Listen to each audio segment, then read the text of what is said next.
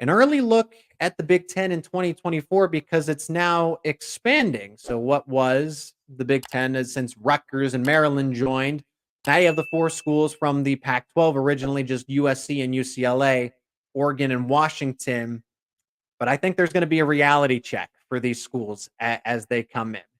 We saw what Michigan was able to do to Washington. Excuse me. Michigan was able to do to Washington in that championship game. So I got to imagine, at least early on, that's going to be somewhat of the normal in this case. Now, Oregon's very talented. Washington's very talented. Those teams are well coached, but they're going to get a little bit of a reality check that, oh, these spread offenses and the spread defenses only work so much. This isn't the West Coast anymore. You got to deal with this and one bowl game or one playoff game. You got to deal with this on a regular basis. So Washington or whoever else, right? We'll take, how about a USC going to Illinois? USC might be the favorite on paper, but that's not going to be a fun matchup with Brett Bielema, for example. The Big Ten is wide open. It is. It's truly wide open. Now, I look at Ohio State and Oregon, and I would put them as probably the perennial favorites if I'm going to project for the Big Ten. But there's the transfer portal cycle we're in currently. There's going to be the second transfer portal cycle at the end of spring football. A lot can move.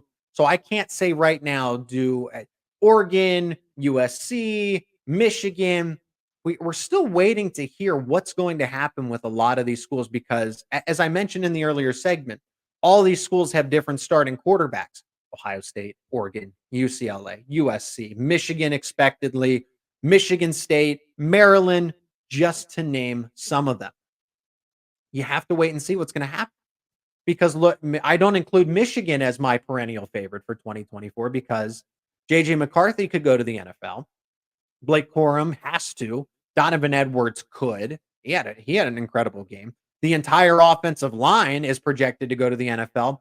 And then what about the head coach, for crying out loud? Jim Harbaugh could go to the NFL and sign with any of those teams. Tennessee Titans just fired their head coach. Los Angeles Chargers have been linked to hiring Jim Harbaugh. I thought the Chicago Bears were going to fire Matt Eberflus, and that would make sense for Jim Harbaugh, but we see that's not the case. But if Jim Harbaugh was willing to flirt with the NFL as much as he did, that he sat down in an 8 to 10 hour meeting with the Minnesota Vikings the last time they had a head coaching opening and was, his hand was so close to the pen that he was almost close to signing that contract. What's stopping him from doing that again, especially when his roster might be completely overturned? And he accomplished what he set out to do and bring a national championship back to Ann Arbor. I hate saying it. It happened, so it is reality. But if all those things change for Michigan this late in the cycle with the next upcoming season, that's going to put Michigan back. I imagine they probably promote Sharon Moore. I've seen Brian Kelly linked to from LSU to go to Michigan. I think they would promote Sharon Moore to probably try to keep it together. But Washington, USC, and UCLA and Oregon will be challenged to change their playing style. Are they going to be static and stubborn and say that we can beat Michigan, we can beat Ohio State, we can beat Penn State with the way that we've been playing? After you see now on tape, it's not like this was a field goal game. This was 34-13, a Michigan ambush of Washington.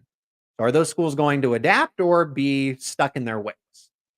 It's a total free-for-all because how are these schools going to adjust with the new schedules? How is Oregon going to do? Even though Oregon is as talented as it is on paper, paper only gets you so far. How are they going to perform against whoever? Illinois, Purdue, Maryland, Michigan State, any teams that they don't play on a regular basis? How's Penn State going to adjust with that? They got to play 3 of them in one season and travel along the West Coast. So we've talked about, the Nittany Lions are going to have an issue taking a plane to USC in the middle of the season because that's never been done before. But what about the inverse of that? UCLA's got to come to Happy Valley, come to Beaver Stadium. Washington's got to come to Beaver Stadium later in the season. How will teams adjust to all of this travel? We don't know until we actually see it. And remember, these aren't professional players that do it on a regular basis. For 8 or 9 games out of the season before playoffs, they are traveling all over the place, but that's their job. That is their job. I know that conference expansion has happened, and yes, Penn State has traveled a little bit, but not like this, not this consistent. You have to go to USC, then you have a bye week, then you got to go to Wisconsin. That's what a pro team does, not a college team. And these are 18, 19, 20, 21-year-old players, not 27, 28, who have been doing this for a long time. They still have to get used to it. So Penn State has a rough 5-game stretch, but so do the other schools. The other schools do as well. Divisions are gone. Divisions are gone. Best teams. The best decision that the Big Ten has made was getting rid of divisions, and you can't just do that. You can't just load these 4 schools into the Big Ten and into the Big Ten West, I should say. But the Big Ten got that right by making sure that divisions were gone. And now you have truly a free-for-all. That's what this is. The 2024 Big Ten slate is a free-for-all. Anybody can emerge. Some teams are better suited than others. I think Penn State is better suited than other schools with Big Ten expansion right now. Ohio State, Oregon. I would put Penn State slightly underneath with what we've seen, and that's what goes back to what I said about the transfer portal. Penn State is addressing needs with Julian Fleming, with Nolan Rucci, by getting Hakeem Beamon and Devon Ellie's back. When we had this conversation right after the Peach Bowl, it was different because we didn't know about any of it. And now we do. We're starting to get some clarity. So now add Andy Kotelnicki, who's going to run an offensive system that is matched, that is going to be able to take on Ohio State one week, Washington, USC, UCLA another week.